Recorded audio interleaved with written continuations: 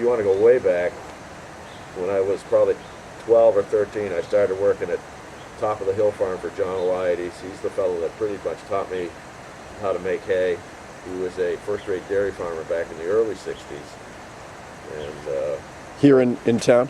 In Air. That's how I remember Laurie. Across the street from the Nashua Hospital. Right.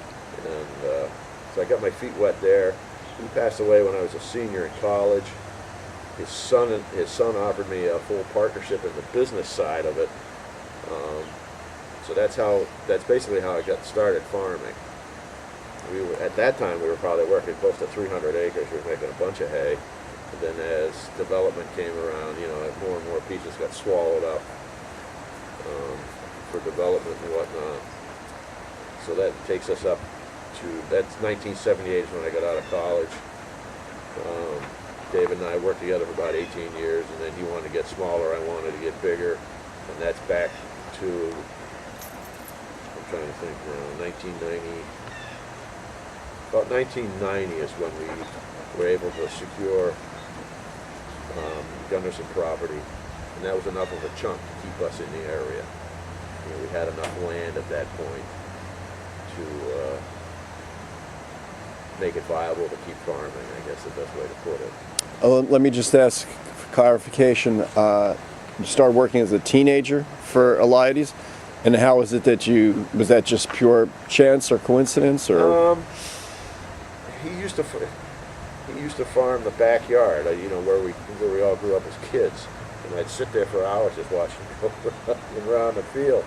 And he said, "Hey, come on over to the farm sometime." And at that point, he still had cows, and so I went over, and it's just something that I fell in love with, I guess is the best way to put it.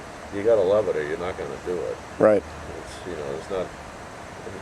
It's a plugger's industry. You got to keep plugging to make money. Yeah. You can't. It's not a quick fix. And I didn't grow up, let's say, on the farm, but my aunt had horses in Ohio. At that point, we were living in Pennsylvania, in Woolridge.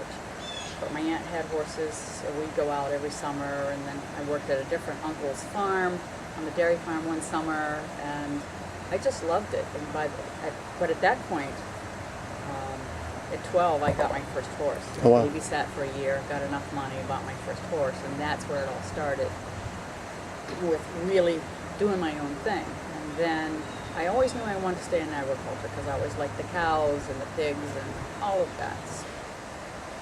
Yeah, I think Groton is one of the unique areas where people have purchased farms but not necessarily farm.